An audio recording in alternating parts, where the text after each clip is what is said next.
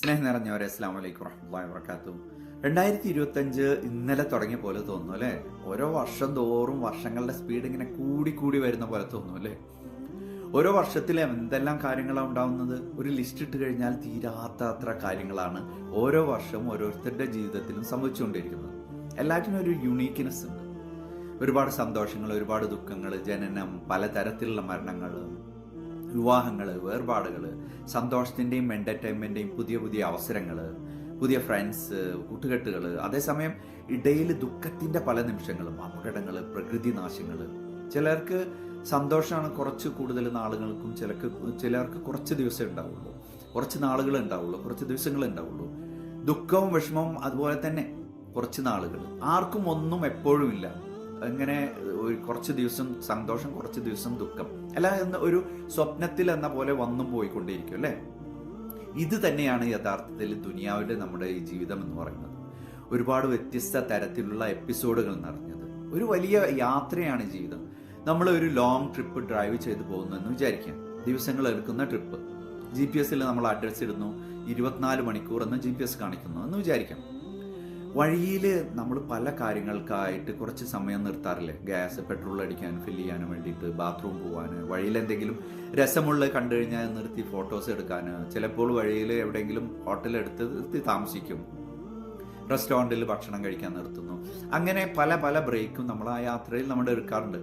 അപ്പോഴെല്ലാം നമ്മുടെ GPS നമ്മളോട് പറയുന്നത് make a U turn, turn left, turn right. നമ്മൾ തിരിച്ച് കറക്റ്റ് ഡയറക്ഷനിൽ തിരിച്ച് കയറുന്നവരെ നമ്മളെ കറക്റ്റ് ചെയ്യാൻ അത് ശ്രമിക്കും. അല്ലെങ്കിൽ വേറൊരു ആൾട്ടർനേറ്റീവ് റൂട്ട് എടുത്ത് നമ്മുടെ ലക്ഷ്യത്തിലേക്ക് കൊണ്ടുപോകാൻ അത് ശ്രമിക്കും അല്ലേ?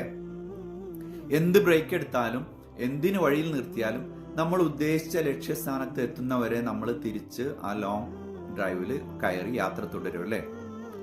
യഥാർത്ഥത്തിൽ നമ്മുടെ തന്നെ ജീവിതമാണത്. നമ്മുടെ ജീവിതത്തിൻ്റെ ഒരു ലക്ഷ്യമുണ്ട് നമ്മളെ ജീവിതത്തിന്.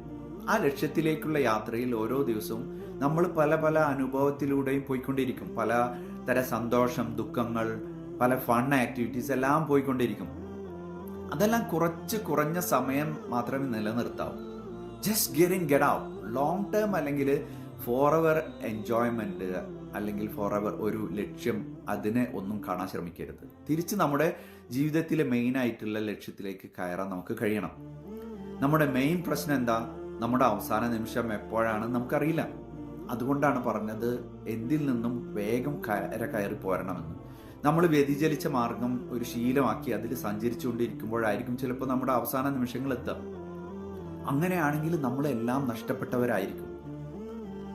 ഒരു ദിവസത്തിന്റെ അല്ലെങ്കിൽ കുറച്ച് ദിവസത്തിന്റെ അനുഭവം വെച്ച് ആരും നമ്മളെ ജീവിതത്തിന് വിധി എഴുതരുത്. ഒരു ചെറിയ റോങ് ടേൺ എടുത്ത് കൊണ്ട് നമ്മൾ ഒരിക്കലും നമ്മളെ ട്രിപ്പ് അവസാനിപ്പിക്കുന്നില്ല. അതുപോലെ തന്നെ ജീവിതത്തിലും ഒരു ദിവസത്തിന്റെ ഒരു അനുഭവത്തിൽ അല്ലെങ്കിൽ കുറച്ച് ദിവസത്തിന്റെ അനുഭവത്തിൽ ഒരു കടുത്ത തീരുമാനങ്ങൾ നമ്മൾ എടുക്കരുത്. ഒരുപാട് റോങ് ടേണും യു ടേണും എക്സിറ്റും റീ എൻട്രിയും എല്ലാം നിറഞ്ഞതാണ് നമ്മുടെ ജീവിതം. പല പ്രതിസന്ധികളും നമുക്ക് നേരിടേണ്ടി വരും. എല്ലാതരം അനുഭവങ്ങളും നിറഞ്ഞിട്ടുള്ള ആ ജീവിതത്തിൽ നമ്മൾ പല കാര്യങ്ങളും ഫേസ് ചെയ്യേണ്ടി വരും. നമ്മൾ പ്ലാൻ ചെയ്യാത്ത നടക്കുന്ന കാര്യങ്ങളെ യാദൃശ്ചികം അല്ലെങ്കിൽ കോയിൻസിഡൻസ് എന്നാണ് നമ്മൾ പറയാറല്ലേ?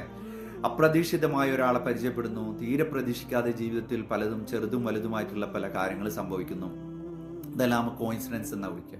സത്യത്തിൽ യാദൃശ്യം, കോയിൻസിഡൻസ് എന്ന ഒന്ന് നമ്മുടെ വിശ്വാസത്തിലില്ല.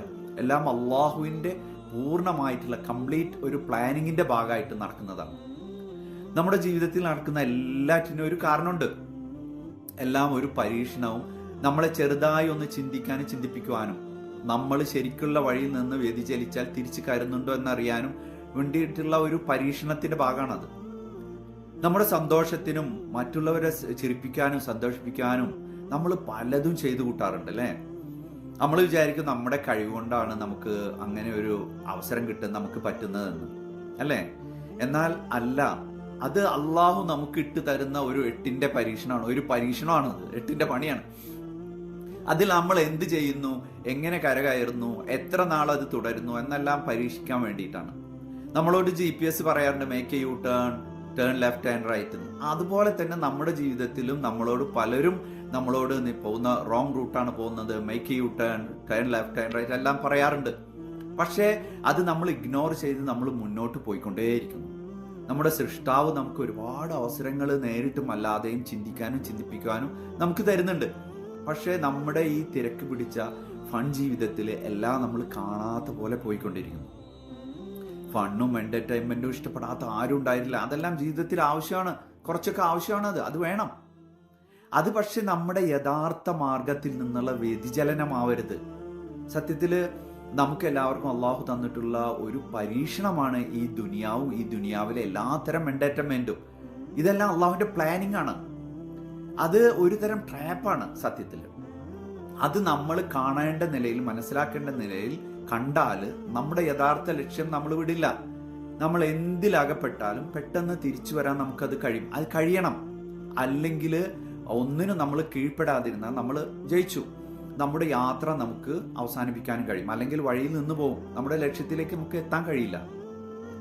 സന്തോഷവും സമാധാനവും പൂർണ്ണ ആരോഗ്യവും നിറഞ്ഞ ഒരു പുതുവർഷം കൂടെ എല്ലാവർക്കും നേരുന്നതോടൊപ്പം, ആശംസിക്കുന്നതോടൊപ്പം നമ്മുടെ എല്ലാവരുടെയും അവസാന നിമിഷങ്ങൾ അള്ളാഹു സ്വീകരിക്കുന്ന നിലയിലുള്ള നല്ല നിമിഷങ്ങളാക്കി തരണമേ എന്നും, നമ്മുടെ യാത്ര അതിൻ്റെ ലക്ഷ്യത്തിലേക്ക് തടസ്സങ്ങളെല്ലാം നീക്കി എത്തിച്ചു തരണമേ എന്നും അള്ളാഹുവിനോട് അകമഴിഞ്ഞു ദുആ ചെയ്യുന്നു. ജസാക്കുമുല്ലാഹു ഖൈറൻ. അസ്സലാമു അലൈക്കും വറഹ്മത്തുള്ളാഹി വബറകാതുഹു.